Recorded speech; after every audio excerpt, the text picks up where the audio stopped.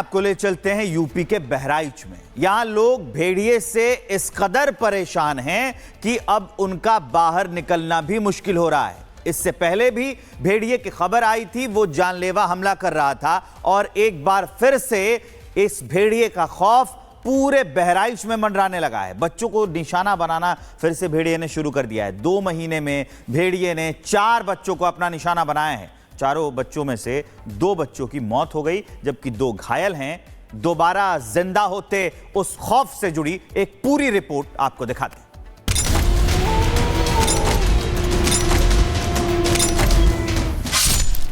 बहराइच में भेड़िया रटर मासूमों की जान बचाते घर वाले वापस लौट रही दहशत की आहट। बहराइच जिले का मासी तहसील आपको बहुत अच्छे से याद होगा, जब पिछले साल ही आदमखोर भेड़ियों ने इस इलाके के आसपास लोगों का जीना तक मुहाल कर दिया था। लोग रात रात भर पहरा देते थे ताकि वो अपनी और अपनों की जिंदगी आदमखोर भेड़ियों से बचा सके। समय गुजरा, लोगों को भेड़ियों के हमलों से निजात मिली।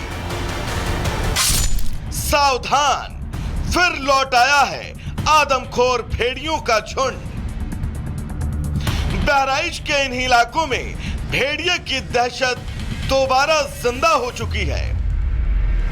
बीते 2 महीनों में भेड़ियों के झुंड ने अब तक 4 बच्चों को अपना शिकार बनाया है, जिनमें से 2 बच्चों की मौत हो चुकी है, जबकि 2 बच्चे जिंदगी और मौत से जंग लड़ रहे हैं। ये भेड़िया आया और उसके घोड़ा लेटा था उसके महतारे साथ में, वो आया और गर्दन पकड़ लिया। लड़का सो रहा था और आकस्मिक में पहुंच गया, जानवर पकड़ लिया और लड़के ने चिल्लाया, उसकी मां से चिपट गया। सर ये भेड़िया ही है, के अलावा कोई नहीं है। पिछली बार भी आया था यहाँ, पिछली बार 2-4 गायों को निवाला बना के चला गया था। पिछली बार इससे हमारा आमना सामना भी हुआ था। भेड़िया आई रहा था पकड़िस और हम वैसे लेटे रहे तो इसी के हम भाग। स्थानीय लोग वन विभाग और प्रशासन पर जमकर हीला हवाली का आरोप लगा रहे हैं। उनकी शिकायत है कि अगर वन विभाग और स्थानीय प्रशासन आज आदमखोरों की दहशत के बाद सतर्क होता तो इन गांवों में इनके घर के आंगन के चिराग आज जिंदा होते, लेकिन ऐसा नहीं हुआ। बहराइच में लगातार आदमखोर जानवर का हमला जारी है।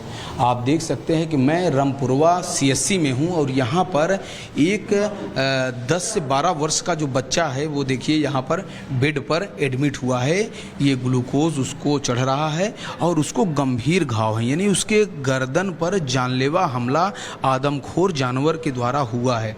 आप देख सकते हैं कि ये निशान है और यहाँ पर इसके पीछे भी पकड़ा गया है, आगे भी पकड़ा गया है और ये जो घाव है वो साफ साफ दिखाई जा रहा है। खैर, आदमखोरों की दहशत और उस दहशत के खत्म होने का इंतजार करते बहराइच के लोग।